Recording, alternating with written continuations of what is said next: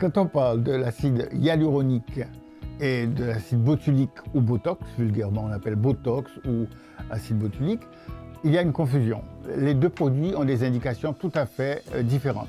L'acide hyaluronique est un polymère de disaccharides constitué de 50 000 unités de disaccharides. C'est un simple glucoaminoglycane. Il est synthétisé à partir donc des crêtes de coque qu'on a broyées et qu'on a purifiées. Et on obtient ainsi donc cet acide hyaluronique ou bien par extraction au niveau des bactéries, donc la fermentation des bactéries. Donc deux préparations différentes. Par contre, le Botox est synthétisé à partir de l'acide botulique afin de pouvoir être utilisé en esthétique.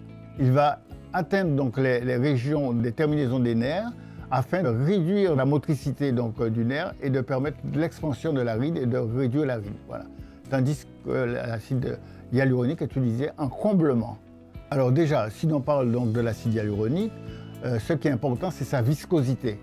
C'est-à-dire la viscosité, elle est proportionnelle à la longueur des fibres de polymère de cet acide hyaluronique et nous permettra donc de savoir la longévité de l'injection qu'on va utiliser dans le comblement. L'indication de l'acide hyaluronique, c'est le comblement. C'est-à-dire quand vous avez un sillon, une ride, on va combler cette ride donc, et on va améliorer la surface de la peau. L'effet est instantané.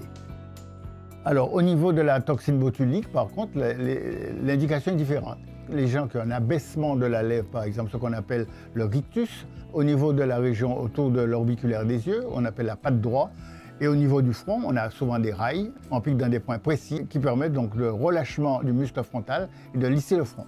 Le temps d'action aussi est différent, c'est-à-dire que l'effet de la toxine botulique va se faire dans les 5 à 10 jours, tandis que pour l'acide hyaluronique, ça se fait donc immédiatement. Moi, j'ai un principe important en esthétique, il n'y a pas d'urgence. La personne qui vous dit que c'est très urgent, je veux ça, je leur dis bon, allez voir quelqu'un d'autre parce que moi je prends le temps d'analyser et le temps de travailler. Je pense que c'est le praticien qui doit présenter donc, sa technique et montrer donc, comment on peut agir donc, au niveau des différentes indications.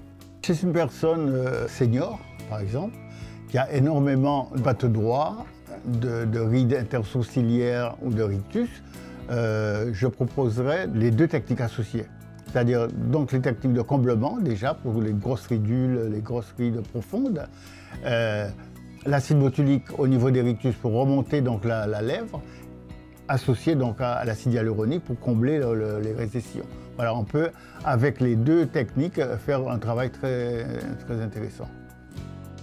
Alors, il y a une chose très importante, c'est-à-dire que nous avons des patients parfois qui sont addicts à la médecine esthétique, enfin aux soins esthétiques, et vous demandent par exemple 3 injections d'acide botulique par an, alors que nous, on doit moduler, il y a donc 1 injection à 2 injections par an, point trait. Au niveau de l'acide hyaluronique, c'est pareil, nous avons 6 mois à 1 an d'attente pour que le produit soit actif au niveau donc, des sillons.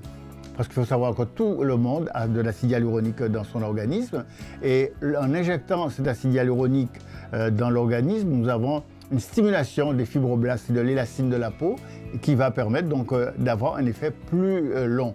Donc en 1 an, souvent on a un effet donc, intéressant.